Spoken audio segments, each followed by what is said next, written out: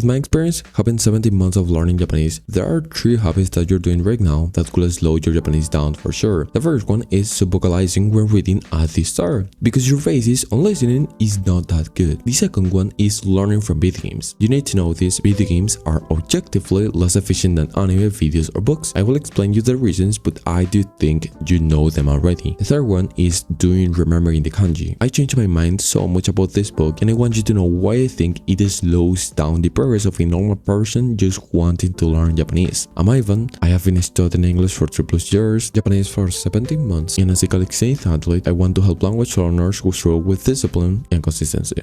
As I said, if you don't have a good basis on listening, it usually is something that will slow your Japanese learning if you are written, because of this bad habit, which is subvocalizing, and because of this you will end up pronouncing things in a wrong way. Now, this doesn't mean that you can't correct this. In fact, correcting subvocalization just takes a bit of presence every time you read. You probably can't read without subvocalizing right now, but it will just take a bit more of concentration than if you were to read without subvocalizing. Still, let me tell you that if you want to read at a native speed, you need to stop subvocalizing at some point. Japanese natives read way faster than you think, so I thought that you would simply get adapted, and for some reason, if you just read, you will end up acquiring the skill of reading like a native, and I couldn't be more wrong. This will never happen if you don't put intention and deliberate practice on this. So the next time you read, just don't subvocalize, because you already know how to stop doing it. There's not much things that could help you on stopping to subvocalize. The ones I found for me in specific is to always be hearing something. For me, I usually have lo-fi music with white noise, but for you, it could be whatever. There are some things that could get mistaken easily, and honestly, I do think that video games are good for starting. I agree with that, maybe even better than animes because they are interactive and they are way easier than anime or books. I agree that if you start, you should be playing video games most of the time if you like them.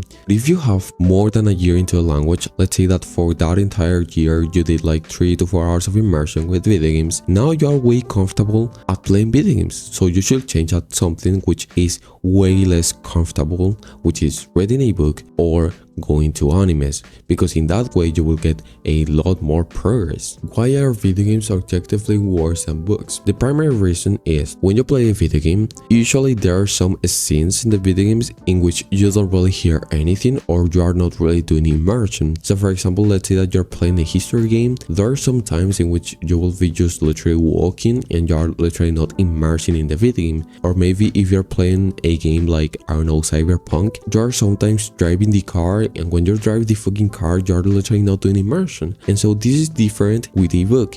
In a book, you literally are doing immersion 24/7. There's not even a blank space when you read a book, right? Because it's literally just pure text, and even in a scene which could be described easily in a video game, it takes effort in a book. So that's why I think books are actually way more efficient than video games if you have more than a year or 2 years and you have a good basis on listening. It's kind of 50-50 with animes. I think that they're usually very similar on the amount of immersion that you get from both of them. Still, I think that animes are a bit more efficient, since in video games you have to pay attention to other factors which are not immersing in the language. So for example, you have to pay attention to how should you play the fucking game, and when you're watching an anime, you don't have to pay attention to something like that. You just have to pay attention to the story so you get comprehensible input. In video games, this doesn't happen. Still, you could argue too that because you need to pay attention to video games, it makes it more interactive, and for that same reason, you will be way more entertained during a video game. Yes, you could actually argue that, and it's a valid point. So I will say here that if you want to play video games, play video games. If you want to watch anime,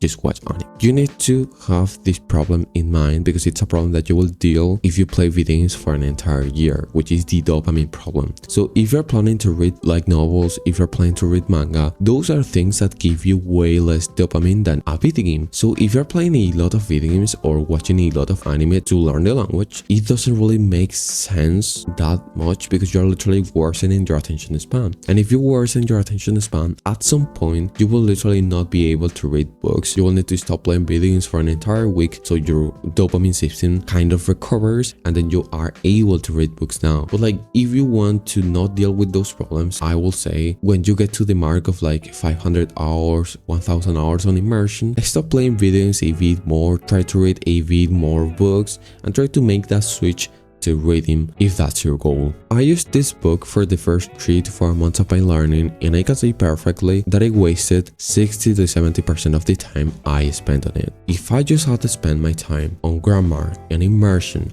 at the start, literally I learned hiragana, katakana, I went to the Taikim's grammar guide, I started getting the gist of the piece of grammar, and then I went to the immersion. If I did that for like 3 hours during the first 3 months, I would literally have the same progress I have right now, but literally without having to waste 3 months, which is a very significant amount of time. I do think that you will struggle to recognize kanjis a bit more, but wherever you're literally spending most of the time you have available on immersion instead of remembering the kanji, and so after 3 months, 4 months, you will literally not struggle to recognize kanjis, believe me. Honestly, this is not a problem that I've seen happen that much with members of my community, so there are some members of my community which haven't done remembering the kanji and they actually are reading a lot and they haven't really never struggled. I haven't heard them say that they were struggling just because they didn't do remembering the kanji. In fact, they literally saved a lot of time just because they didn't do remembering the kanji. So I recommend to you that you don't do remembering the kanji. All of the things I've said to you about remembering the kanji until now apply if you don't need to learn how to write when you go to Japan at some point, because literally remembering the kanji teaches you how to write by hand, and that is the most important thing that